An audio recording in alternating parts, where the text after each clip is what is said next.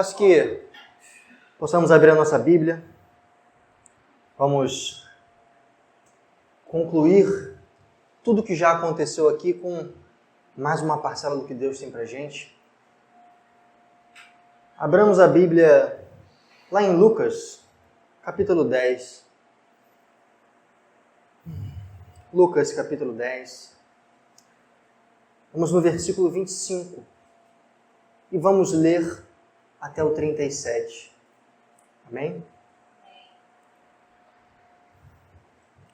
A minha versão é a NVI, mas a sua pode estar um pouquinho diferente, mas o que importa é que você tenha ela em mãos para que esse algo chamar a sua atenção, você sublinhe.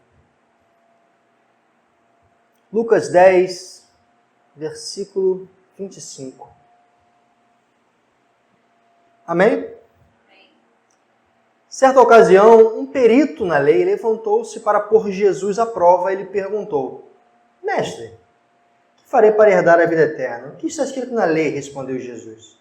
Como você interpreta? Ele respondeu: Ame ao Senhor, o seu Deus, com todo o seu coração, com toda a sua alma, com todas as suas forças e com todo o seu entendimento. E ame ao seu próximo como você mesmo. Jesus disse: Você respondeu corretamente. Faça isso e viverá. Ele, porém, porque queria justificar-se, perguntou a Jesus: Quem é o meu próximo? Em resposta, então, Jesus disse: Ora, um homem descia de Jerusalém para Jericó, quando caiu nas mãos de assaltantes. Estes lhe tiraram as roupas, espancaram-no e se foram, deixando aquele homem quase morto. Coincidentemente, um sacerdote descia por aquela estrada e, tendo visto o homem, passou pelo outro lado. De igual modo, um levita, quando chegou ao lugar e o viu, passou também pelo outro lado. Mas um samaritano, estando de viagem, chegou onde se encontrava o homem e, quando o viu, teve piedade dele. Ele se aproximou e lhe enfaixou as feridas, depois de derramar vinho e óleo nelas. Então colocou-o sobre o seu próprio animal, levou-o para uma hospedaria e cuidou dele. E no dia seguinte, deu 2 denários ao hospedeiro e lhe disse: Cuide dele. Quando eu voltar, pagarei todas as despesas que você tiver a mais. Então Jesus pergunta: Qual desses 3 você acha que foi o próximo daquele homem que caiu na mão dos assaltantes? Na mão dos assaltantes. Então o homem respondeu: Aquele que teve misericórdia dele, Senhor. Jesus lhe disse: Vá e faça o mesmo. Amém? Amém, senhores. Essa é uma história, né? Alguns chamam de parábolas, chamada do bom samaritano, né? E ela é usada para criar o pano de fundo para o que vamos falar nesta manhã, que é sobre pensar em mim e ou pensar no próximo. Vamos abordar um pouco esse assunto tão importante sobre o que é o próximo, como essa parábola nos define, e qual a importância de nós pensarmos no próximo. Quais são as consequências de fazermos isso ou quais são as consequências de não fazermos isso. Amém, meus irmãos? Pois bem, ótimo.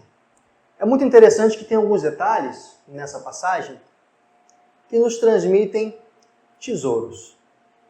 Um deles se chama a palavra samaritano, certo? Caso a gente não entenda muito bem o porquê existe esse destaque na Bíblia, nós temos que entender que os samaritanos eles não se relacionavam muito bem com os judeus. Porque lá atrás, no processo de guerras e separações dos reinos de Israel, bem como na volta do cativeiro, Samaria ela foi muito afetada pela miscigenação dos povos. Povos entraram naquela região que não eram judeus e ali também estabeleceram as suas culturas, as suas religiões e os seus cultos. Então, para o judeu, estar se misturando com o samaritano era muito complexo, porque eles eram vistos de uma forma muito negativa. Sabe, as pessoas não se relacionavam com os samaritanos. Nós bem vimos também essa passagem quando Jesus encontra aquela mulher no poço. E ela era uma samaritana. E ele vai e trata com ela, e os seus apóstolos, discípulos, quando veem aquilo, eles começam a repreendê-la. Por quem é você para falar com o Senhor, o Mestre, o Messias? Então, mais uma vez, Jesus vai e quebra alguns paradigmas. Então, isso é muito interessante. E a palavra diz que passou um sacerdote por aquele homem, passou um levita por aquele homem, e eles não o ajudaram. E o mais improvável, alguém de Samaria, sem se importar com quem era ou não, foi e deu todo o suporte. Vocês conseguem imaginar uma situação como essa? Imaginem vocês, olha que interessante, eu quero trazer esse choque de realidade para a gente, para a nossa realidade hoje, nos dias de hoje. Imagine você, que se denomina cristão, e acontece um acidente contigo aqui, você se machuca, ou até mesmo você é assaltado, como diz aqui na passagem. Sei lá, ao longo dessa rua ou em algum lugar ao longo do Rio de Janeiro. E aí você fica desesperado. Quem já passou por um assalto aqui, talvez quase todos, estamos no Rio de Janeiro, misericórdia, né? Então, quem já passou por um assalto sabe que você fica desamparado. Você fica sem saber o que fazer, você não consegue reagir, porque você está passando por algo muito ruim. E ainda se você for machucado, ou talvez alvejado por uma arma de fogo, muitas pessoas vão se aproximar de você, não é mesmo? Quem já passou por um acidente no Rio de Janeiro sabe, né? Que tudo para ver o acidente. Mas é interessante que todo mundo puxa o celular, né? Para registrar. Mas quem é aquele que estende a mão? Isso é muito complexo. Muito complexo. E é sobre isso que Jesus fala. Enquanto pessoas estão realmente precisando de ajuda, às vezes alguns ou muitos só querem pegar e botar isso em evidência. Ou até analisar, meu Deus, o que aquela pessoa fez para chegar onde ela chegou, né? Não, se aconteceu isso com ela, porque ela não estava em Jesus, porque Jesus não permite isso acontecer. Não é verdade? Muita gente pensa assim, e é triste. Mas o que na verdade Jesus está nos ensinando é que quando coisas como essas acontecem, às vezes as pessoas mais improváveis são aquelas que nos estendem a mão. E pasmem, como a própria passagem disse, não foi o sacerdote, que a princípio era a pessoa mais conhecedora da palavra, não foi o levita, a qual a sua herança é o Senhor, uma pessoa que trabalha também na obra, está no templo sempre servindo as pessoas. Mas quando havia um momento de necessidade, nenhum dos dois foram não capazes, mas foram dispostos a ajudar. Porque capacidade eles tinham. Capacidade eles tinham. E pelo contrário, tanta capacidade que poderiam usar do próprio templo ou da sinagoga para dar o apoio àquele homem, mas eles não o fizeram. Eles preferiram, de alguma forma, julgar e falar, olha, aquele homem se passou por isso, não é da minha conta, é dele com Deus. Quantas vezes nós fazemos isso? E eu chamo a realidade das nossas vidas. Porque o que Jesus está ensinando aqui, meus irmãos, não é simplesmente um descaso ou um improvável. Na verdade, ele está mostrando como deve ser a nossa postura àqueles que têm necessidades. Ora, um homem a qual foi agredido por bandidos, ele perdeu a sua dignidade, ele perdeu os seus proventos, ele perdeu até a condição de conseguir fazer alguma coisa sozinho, a sua autonomia. Na teoria, é a pessoa que mais precisa de ajuda. E é uma reflexão para nós. Quanto que nós temos feito para ajudar aqueles que estão em real necessidade? Ou temos feito somente, como Jesus também condena na palavra, que vem alguém em necessidade e abençoar, meu filho, que Jesus te pague. Jesus vai te ajudar. Peraí. Mas você é um braço de Jesus. Você é um sacerdote, você é alguém que faz a obra em prol do reino. O que você vai fazer a respeito disso? Porque quando nós passamos a entender o que Jesus quer mostrar para a gente é qual é a sua postura em pensar em alguém além de você. Jesus nos bota em xeque nesse momento e fala assim, meu filho, meu servo, como tem sido a sua postura em relação àquilo que não é você. Você tem feito algo por alguém além de você? E aí nós iniciamos isso dentro de casa. Porque, como eu sempre gosto de falar, a gente tem que sair nas nossas análises, nas nossas reflexões, sempre de dentro para fora. Da parte mais interna para a parte mais externa. E antes de chegar na rua, você está na sua casa. Como que tem sido a sua postura dentro de casa ao pensar naquela família que você está? Você tem se preocupado somente com as suas necessidades, com os seus afazeres ou os seus prazeres?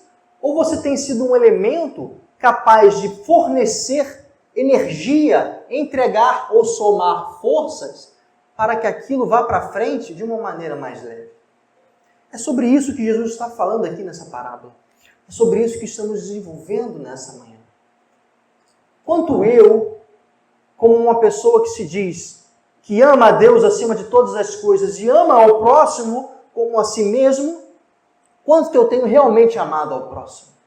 O que é o amor ao próximo?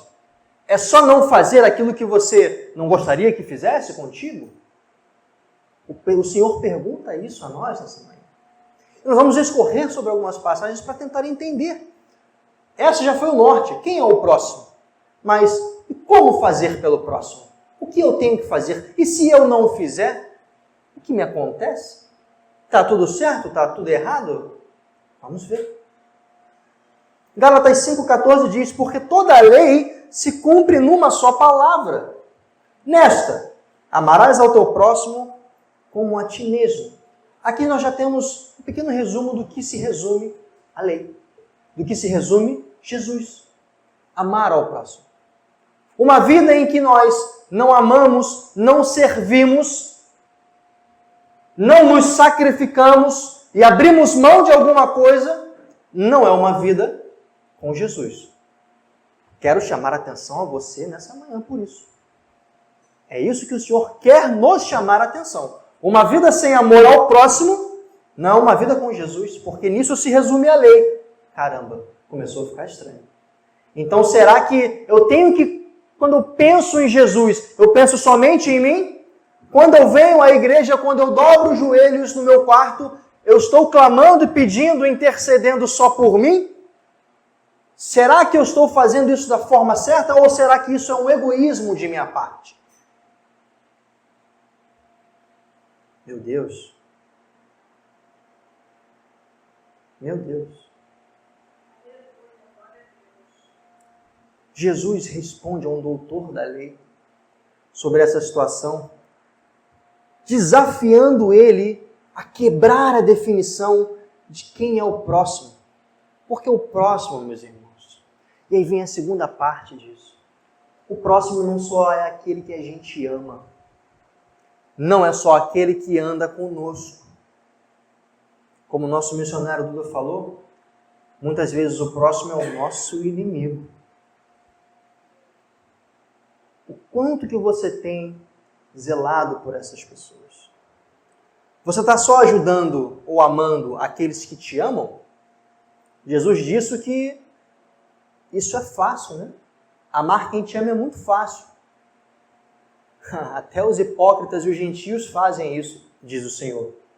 Mas e quanto que você tem aberto mão do teu orgulho por aqueles que você não ama? Porque cá entre nós, já parou para pensar que um dia as pessoas que você está hoje vivendo, elas também não te amavam? Porque um dia você também já esteve fora dessas portas e era chamado ou apontado como uma pessoa que não prestava, uma pessoa que não tinha futuro, que não ia dar em nada. E pela misericórdia de Deus que te amou, mesmo você não amando Ele, hoje você pode estar aqui sendo transformado, se não já transformado, ou até em processo de transformação. Já parou para pensar nisso? Quando eu penso a respeito disso, eu fico constrangido. Porque eu falo de mim, da minha história. Eu, enquanto jovem, aos meus 15, 16 anos de idade, muito tempo atrás, quando eu já tinha cabelo,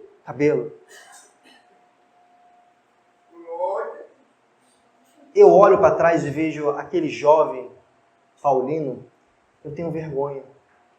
Porque eu vivia dentro de uma casa, de um lar, onde eu tinha tudo à minha disposição. E eu achava que isso era mais do que a obrigação dos meus pais. A ponto de eles têm que me servir, têm que lavar a minha roupa, me dar comida, porque eu não pedi para nascer. Não é assim? Quem nunca pensou isso aqui e falar que nunca pensou está em pecado, irmão. Pode sentar aqui, orar, pedir perdão, que todo mundo já pensou nisso. Todo mundo. E é triste, porque eu, enquanto jovem, deixei de ajudar muito a minha mãe e meu pai. Por mais que eles falassem, meu filho, se preocupe somente em estudar, meu filho, trate bem as pessoas. Mas ainda assim era minha obrigação e eu não sabia, porque eu não estava muito ajustado na minha mente. É triste.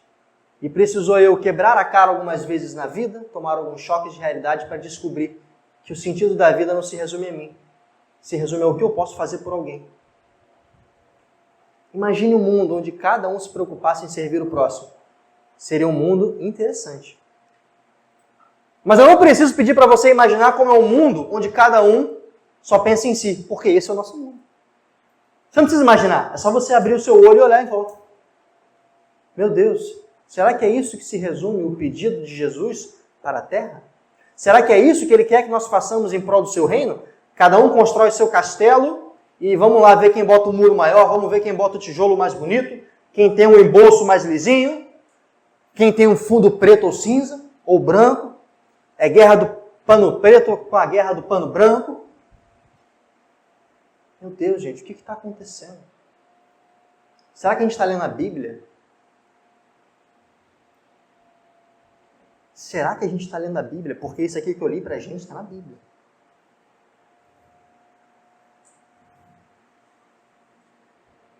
Pois bem,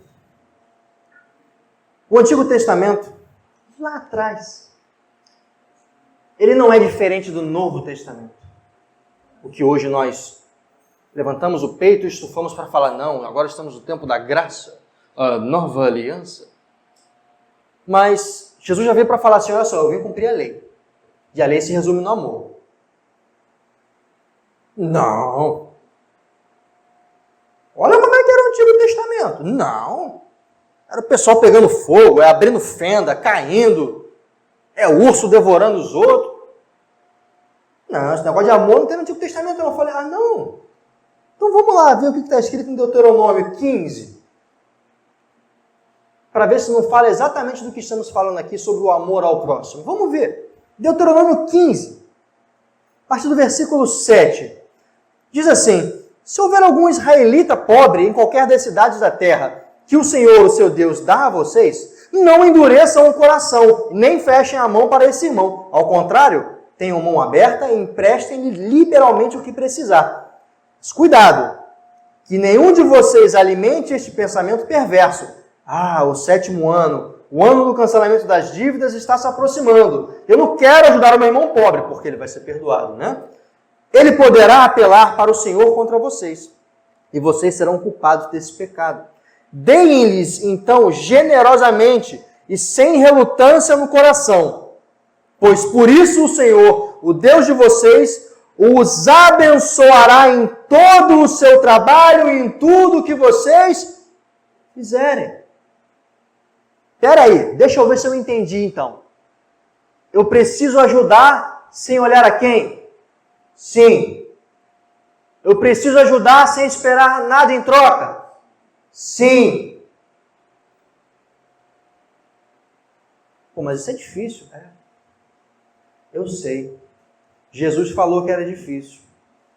Quando ele curou 10 leprosos, e só 10% voltou. Mas ele fez. Mesmo assim. Porque ele sabe que da natureza humana só se espera o pecado, as confusões, problemas e dissensões. Mas quando nós fazemos alguma coisa só esperando a natureza humana e não querendo manifestar a natureza de Deus, nós estamos contribuindo para que tudo continue da mesma forma. Ora, é muito comum, né? A gente fala assim, é natural, é do corpo. Mas por que eu vou ajudar essa pessoa? Ela só cava buraco atrás de buraco. Ela só se enfia em furada. Essa pessoa distrata as pessoas. Ela é ignorante. Essa pessoa, ela é mal educada. Tudo bem. Isso é uma escolha dela. Amar é uma escolha sua. E a palavra diz que quando você decide fazer isto de coração e ajudar essas pessoas a crescerem, como um dia você também já foi ajudado, o fruto do teu trabalho, as coisas que pela tua vida acontecerão, elas serão um pouco diferentes. Elas prosperarão, elas se desembaçarão. Elas vão fluir de uma forma que você não imagina. Tão somente depende que você, ao fazer isso, você não se importe para quem você está fazendo, e sim se importe para o pai daquela criatura que está pedindo para que você faça, que é Deus. É por isso que a palavra diz que quando nós façamos algo, façamos para o Senhor, porque quando olhamos para o homem, nos frustramos, mas com Deus nós não podemos nos frustrar. Aleluia! Nessa manhã, eu e vocês somos chamados a olhar de uma forma diferente para aqueles que estão ao nosso redor, porque uma vez que temos a oportunidade de fazer e não fazemos, nos abstemos. E se nós nos abstermos, a culpa poderá recair sobre nós naquele grande dia, quando você vai ser questionado por que pessoas não foram levantadas. E ele falará, porque você não levantou a sua mão para elas. Meu Deus! O que nós temos feito da nossa vida em relação às pessoas que estão ao nosso redor? Você tem olhado para o lado ou tem andado igual um cavalo tapado? Só olhando para frente e para o próprio umbigo? Porque Jesus não veio à terra para fazer isso. Pelo contrário, ele veio pelas pessoas e não por ele. Porque ele não precisava vir por ele precisava vir pelas pessoas. E foi isso que ele fez em cada dia que ele andou nessa terra. Ele se importou com pessoas, ele estendeu a mão, ele operou milagres, ele transformou vidas, não somente por aquelas vidas, mas por todas as outras que viriam após dele. A sua família não se resume a gastar todo o seu dinheiro e viver um dia após o outro. A sua família se resume ao que você vai deixar para os seus filhos, para os seus netos, para os seus bisnetos e assim por diante. Porque quando você deixa um legado, quando você se preocupa com quem vai vir depois de você, a coisa se transforma. É menos uma família que vai estar sendo criada no mundo, vai ser uma família criada no reino. Não só criada no reino pela proteção, mas uma família que vai fazer o reino crescer. E é isso que Jesus espera de nós, que sejamos cristãos, que possamos fazer algo pelo reino e não só por nossas vidas. É por isso que quando você dobra o seu joelho no teu quarto e você clama por pessoas, Jesus faz por você. É por isso que sexta-feira nós nos reunimos para clamar por vidas, porque são princípios que essa igreja ensina e segue na obediência, porque sabemos a importância de uns ajudar aos outros.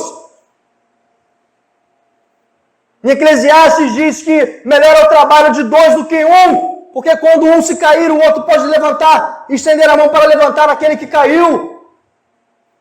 Mas você insiste ainda em olhar para o seu próprio umbigo e clamar pelas suas causas. Amém, você pode fazer isso, mas o que você tem feito por aquele que está ao teu lado, pelo teu filho, pela tua esposa, pelo teu pai, pela tua mãe, pelo teu irmão, pelo seu irmão em Cristo? Quantos aqui de nós já passaram por dificuldades e teve às vezes vergonha de pedir ajuda, não é mesmo?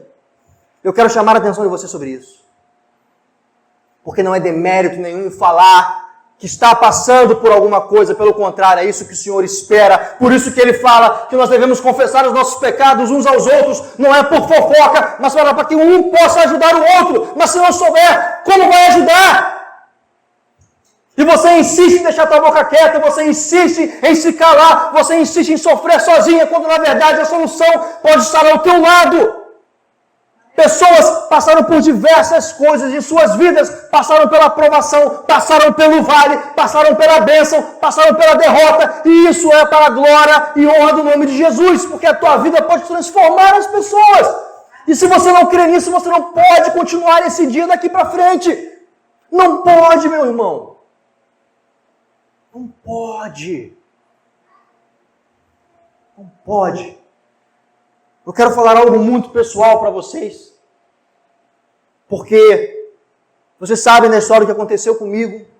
Eu ainda não trouxe o testemunho completo para a igreja, porque É tudo muito intenso para condensar em um dia só. Mas uma coisa eu falo com toda a certeza para vocês. Nos piores dias da minha vida, onde eu fiquei entre a vida e a morte, por várias vezes não foi uma só. No mesmo período, quem me ajudou foi Deus e quem estava do meu lado.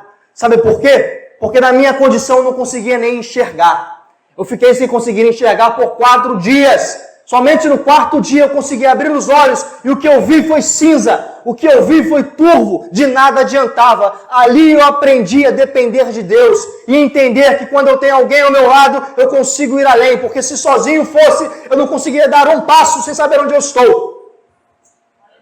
Foi pela misericórdia de Deus que as pessoas que estavam ao meu redor, e acredite, os improváveis, porque não eram pessoas que conheciam a Cristo ou seguiam seus caminhos, mas os improváveis se importaram em estar do meu lado no momento mais difícil para me guiar, para me levantar, para perguntar o que você precisa. Eu te pergunto, esse homem não recebe a parcela de Deus? Recebe, porque ele anda nos seus princípios. Por mais que pecador seja, pecador também somos. Agora eu te pergunto, como tem sido a tua vida? Como tem sido a minha vida em relação àqueles que estão ao meu redor? Eu tenho cativado pessoas, porque se você não tem feito isso, não tem entregue amor, você não receberá. E quem vai te levantar quando você mais precisar? Porque Deus, se necessário for, Ele usa animais, Ele usa anjos, mas Ele usa pessoas. E às vezes os mais improváveis. E aí você decide somente ajudar aqueles que estão ao teu redor, né? O improvável passa do teu lado e te dá uma aula de vida. Fala assim, não, você precisa de ajuda. Eu estou aqui, não importa. Eu passei, eu estou aqui. Igual você vê chegar em um acidente na Avenida Brasil e pessoas diversas filmando aquela tragédia e uma pessoa do nada para o seu carro, te bota dentro do carro e te leva para o hospital e fala, quem é você? Eu não sei, não interessa. Ele só fez o que tinha que ser feito. Ele fez o que era correto. Ele amou uma vida. Ele se preocupou mais em olhar, em tentar discutir ou achar o motivo do acidente e simplesmente fez o que tinha que ser feito. Assim como aquele homem samaritano que viu o homem caído no chão e não se importou quem era e o porquê tinha acontecido. Ele fez o que tinha que ser feito. Aleluia.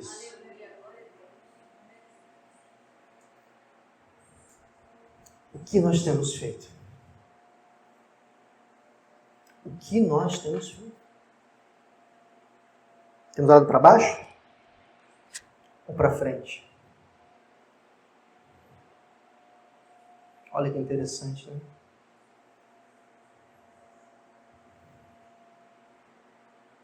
Um problema é que quando nós olhamos somente para o nosso próprio umbigo, quando decidimos o egoísmo, nós colhemos o fruto disso. Eu não preciso falar também da minha vida, porque eu poderia falar muitas coisas a respeito de egoísmo da minha vida. E quais foram as consequências. Mas talvez a minha vida não importe para você, porque talvez você ache que isso não pode te ajudar em nada. É um respeito, é uma decisão sua. Mas então, e sobre aqueles que estavam na Bíblia? E sobre aqueles que foram descritos até por Jesus? Quais foram as consequências? Talvez isso te interesse. Olha que interessante o que está escrito lá em Lucas 12. E a minha voz está quase indo embora. Lucas 12. Vamos ver o som. Voltando. Falei que a bênção dos aniversariantes ajuda a dar sustância. Eu estou aqui pela misericórdia das uvas, pela misericórdia do bolo, aleluia. Você que está na internet, eu sinto muito. Você gosta pra caramba de assistir esse culto na sua casa. Que pena. Aqui, ó, tem um negócio diferente, tá? Te convido a estar aqui. Aleluia. Mas vamos voltar à palavra que também interessa. Lucas 12, do versículo 16 ao 21, fala sobre o rico insensato. Presta bem atenção sobre um exemplo do que olhar só para si pode causar para a tua vida. Então, Jesus lhes contou essa parábola. A terra de certo homem rico produziu muito bem. Ele pensou consigo mesmo, o que vou fazer? Não tenho onde armazenar minha colheita. Então disse, já sei, né? Vou derrubar os meus celeiros e construir outros maiores. Né? E ali guardarei toda a minha safra e todos os meus bens. E direi a mim mesmo, você tem grandes quantidades de bens, armazenados para muitos anos, e descanse. Descanse, coma, beba e alegre-se. Contudo, Deus lhe disse, insensato. Insensato. Esta mesma noite a sua vida lhe será exigida, lhe será ceifada. Então quem ficará com o que você preparou? Assim acontece com quem guarda para si riquezas, mas não é rico para com Deus. Meu Deus. Meu Deus. Jesus nos dá uma aula aqui sobre o que é viver uma vida só para si. Ela é vazia, porque é a sua vida, porque é a minha vida. É como uma promessa de dedinho. Basta uma criancinha fazer uma força para baixo e ela se quebra. Não adianta nada uma vida vivida somente para si, porque aquilo que você acumula para ela talvez não sirva de nada para você e às vezes nem mesmo para a tua família. Porque quando você vive uma vida egoísta, irmãos, cuidado. Você está ensinando a isso aos seus filhos e àqueles que vivem contigo. E eles vão se espelhar naquilo que eles aprenderam dentro de casa. Você destrói a tua vida e deixa uma bomba preparada para gerações futuras. De nada adianta, porque você pode se perguntar, mas espera aí, esse homem rico armazenou muito, quem vai desfrutar é a família. Mas será que é isso que acontece? Quais são as histórias que você vê de pessoas, milionários, bilionários, que morrem, deixam os negócios para os seus filhos, eles quebram em menos de um mês? Quantas histórias dessas você já ouviu aí fora? É exatamente isso. Uma vida sem princípios e valores, de se preocupar com quem está contigo, até na tua casa, ela rui quando você vai embora. Não importa o que você faça. Não adianta ter riquezas nessa terra, adianta ter riquezas no céu. E o que é ter riquezas no céu, eu te pergunto? O que é ter riquezas no céu? Guardar riquezas no céu. É cada passo de obediência. Você guarda algo valioso no céu. A cada renúncia que você faz, você guarda algo valioso no céu. A cada passo que você dá em ousadia, em fé, agradando a Deus e fazendo a sua obra, você guarda tesouros no céu. E esta riqueza é derramada sobre você de uma forma diferente do que os homens conseguem enxergar. São esses tesouros que são armazenados no céu e são entregues a você ainda em vida, quando você decide andar em obediência. Mas muita gente não entende isso. Sabe por quê? Porque não consegue contabilizar. Mas é bom que não consiga, porque a matemática do reino é totalmente diferente. Você quer um exemplo? 1 mais 1 no reino é 3. Eu mais minha esposa é igual ao meu filho, 3. 1 mais 1 não é 2, é 3. Já começa por aí. Quando você está com Deus, você nunca está sozinho. Você e mais 4. O que é, gente? No mínimo. E por aí vai. É triste, é difícil ensinar. E é por isso que eu reforço, meus irmãos. Ensinar a palavra, ensinar princípios bíblicos é muito importante. É por isso que é muito importante que nós estejamos aqui cada vez que tem um culto de pessoas que vêm de fora para compartilhar experiências conosco. Cada culto de ensino bíblico, para a gente poder esmiuçar a palavra, para se debruçar sobre a palavra, para que possamos aprender mais dessa loucura para os homens. Porque a sabedoria dos céus é loucura para os homens. Que loucura é essa? Que eu vou e entrego o que tenho para aqueles que precisam, eu recebo em dobro, em triplo, 10 vezes, 15 vezes mais. Que loucura é essa? Só entende quem está dentro. Quem está fora acha loucura. Quem está dentro entende o processo, os princípios. Meu Deus. Mas então, vale a pena fazer como o samaritano? Vale. Quais são as consequências? Eu chamaria de benefícios e privilégios. Quais são os direitos? Não quero dever, eu quero direito. Sou brasileiro. Não quero saber dos meus deveres, eu quero meus direitos já. Não é assim? Então vamos saber os seus direitos quando você cumpre tudo direitinho. A parte mais difícil, quais são os seus direitos? Vamos lá.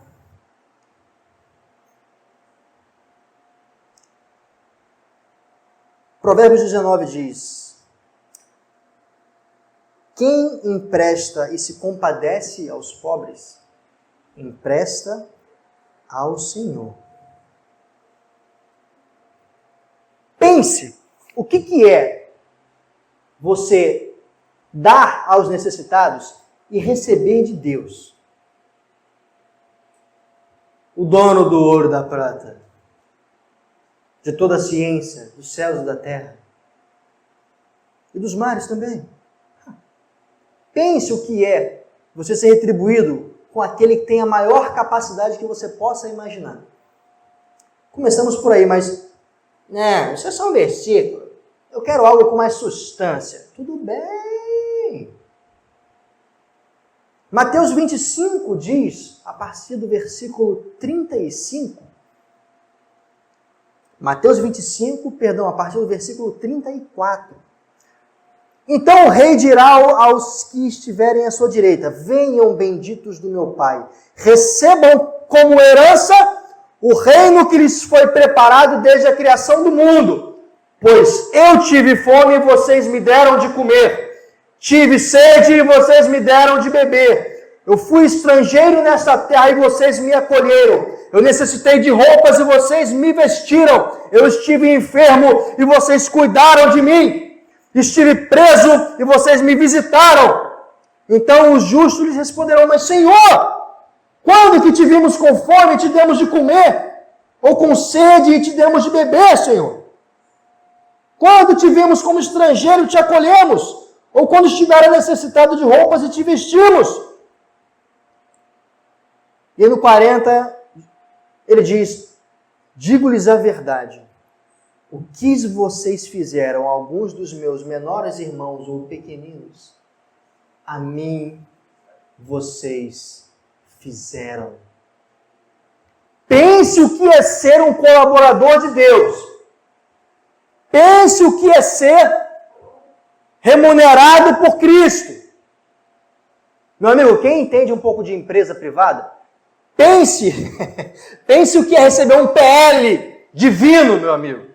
Se você acha que a Petrobras paga o PL legal, que é a participação de lucro, a Petrobras é isso aqui. Imagina o PL dos céus para a tua vida. É isso que Deus está falando, quando você se importa com aqueles que são meus, que estão passando por dificuldade, que estão precisando de ajuda, e você estende a mão com amor para fazer, pense no que vai te acontecer. Eu acho que só por aí a gente já pode parar para falar quais são os benefícios de agir em amor. Eu não deveria falar sobre isso, porque parece que é uma troca, né? Mas eu tenho que te falar, porque talvez você não saiba. E é bom a gente saber a palavra da verdade, porque a palavra da verdade, ela te liberta. Ela te liberta do egoísmo. Ela te liberta da maledicência. A palavra da verdade, ela te liberta dos grilhões que você amarrou em você. Por isso que nós, quando estamos aqui neste lugar, trazendo uma palavra, nós precisamos falar. Em amor, precisamos falar.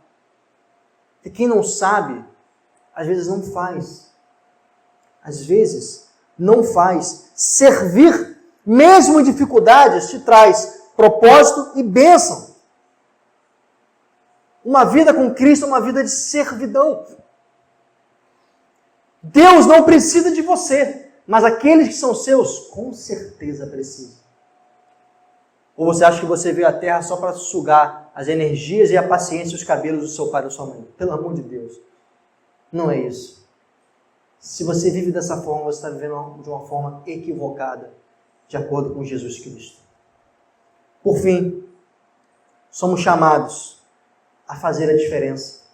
E como já foi citado aqui, eu quero trazer o livro Tramontina, o livro de Tiago. Por favor, joga na tela Tiago 2. Tramontina, corte rápido. Não tem muito desenrolo, né, missionário Dudu? Não tem muito desenrolo, né? É Tramontina, corte rápido. Tiago veio só...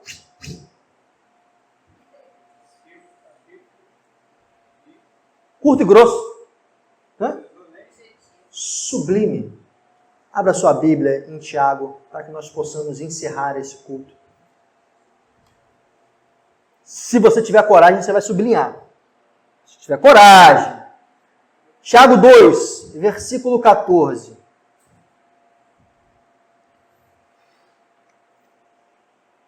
De que adianta, meus irmãos, alguém dizer que tem fé se não tem obras? Acaso a fé pode salvá-lo? Nesse momento você lê isso aqui e fala assim, pô, o Tiago tá maluco. O Tiago tá doidão. Calma. Vamos continuar.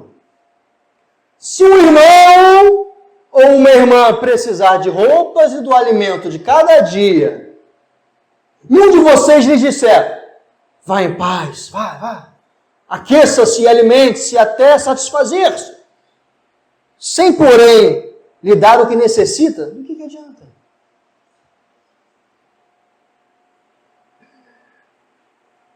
Assim também a fé, por si só, se não é acompanhada de obras, está morta.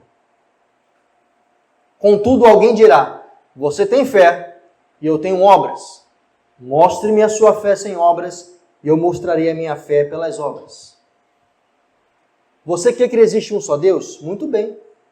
Até mesmo os demônios creem. E estremece. Tiago vem falando o seguinte, meu amigo, tu tá vendo na linguagem do carioca, né? A internet, por favor, me permita ser carioca. É mais ou menos assim que Tiago falaria. Tu tá vendo a parada acontecer na tua frente. Tu vai fazer nada, meu parça? É mais ou menos isso. Você tá na oportunidade de enxergar algo acontecendo. Aí tu vai fazer fofoca? É essa a tua função? Meu irmão, o irmão tá passando aprovação, ó. Complicado, hein? Sei não, hein? Difícil, né? É difícil. Bacana, né? Bacana. Mas o que você fez para ajudar, meu filho? Se você teve o privilégio de ver algo assim, o que você vai fazer? Você estendeu a mão, você perguntou se quer alguma coisa, você deu um bom dia? Você deu um bom dia? Tu viu o cara entrando aqui em lágrimas, com a cara mais inchada que quem foi picado por uma abelha. Aí tu olha assim, caraca, ele tomou um soco? Não, não é isso! O que aconteceu, meu filho? Vem cá, você quer conversar? Vem cá, senta aqui. Você não está normal. O que está acontecendo? Fala comigo. Como é que eu posso te ajudar? Já tomei um soco também, já passei por isso. Cara, é complicado. Aí você começa. Aí, está se importando? Gente, é igual o dom. O dom de quem tem visões. O dom de profecia. Todos os dons, eles são entregues. Não é para você ficar brincando. Você percebe que você não tem visão da tua vida? Tu tem visão da vida de alguém. É para você ajudar alguém. Os dons são feitos para você ajudar alguém.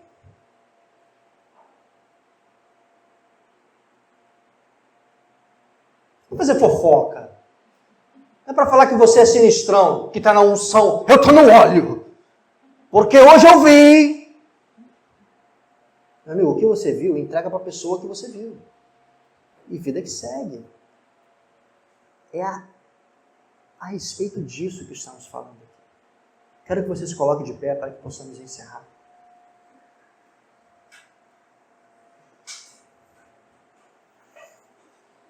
Uma vida, meus irmãos, em Cristo, é uma vida de preocupações com aqueles que estão ao seu lado.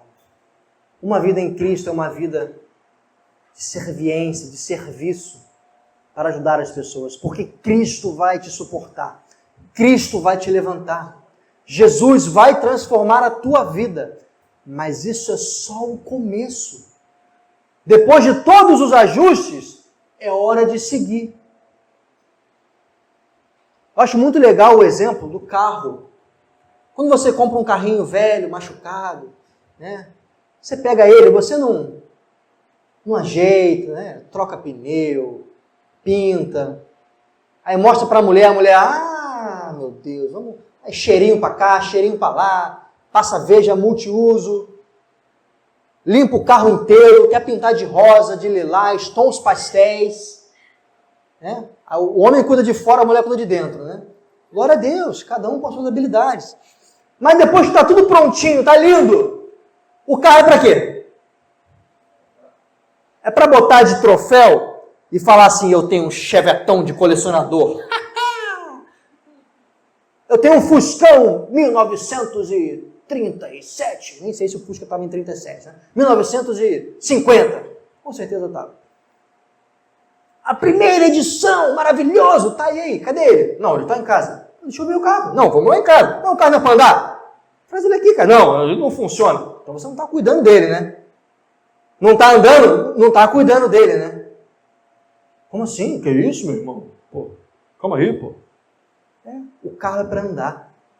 A tua vida é para seguir em frente e transformar vidas. Para ajudar pessoas. Para ajudar como um dia você já foi ajudado. Porque se você não faz isso, você está sendo egoísta. Já falamos sobre os problemas do egoísmo aqui nessa manhã. Amados, que vocês possam sair deste lugar entendendo que a vida de vocês não se resume a uma vida egoísta. Não se resume a pedir para si. Mas a vida de vocês é um instrumento poderoso aonde quer que vocês estejam. A nossa vida com Cristo é uma vida onde temos que ser espelho para levar a luz, que temos que ser vasos adornados e ajustados para levar óleo, para levar água, para levar vida aonde quer que nós estejamos.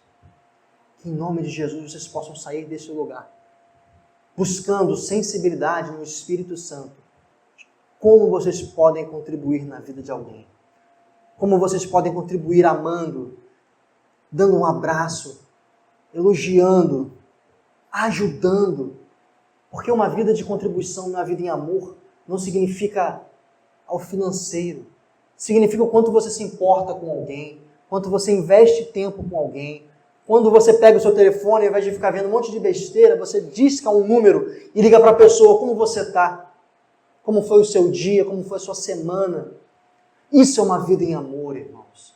Nós possamos andar em amor dia após dia e crescer no reino como contribuintes e não como pedintes. É o que eu suplico em nome de Jesus. Amém, meus irmãos? Vamos orar. Amado Deus Pai, obrigado porque nessa manhã podemos ter mais uma parcela da Tua Palavra, porque podemos ter o discernimento através de Ti, Jesus, de como viver uma vida digna no Teu reino, de como nos importar com as pessoas ao invés de somente nos importar com nós mesmos.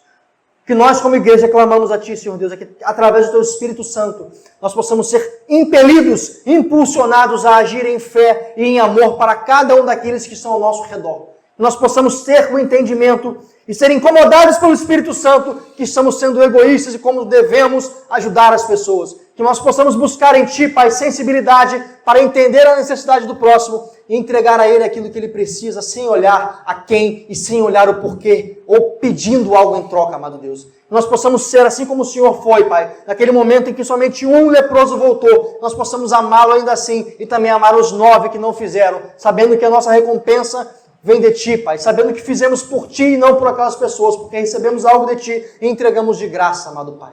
Muito obrigado, Senhor. Isso é o que o Teu povo clama e Te agradece nessa manhã, Senhor Deus. Louvado seja o Teu nome, Jesus. Amém. Glórias a Deus.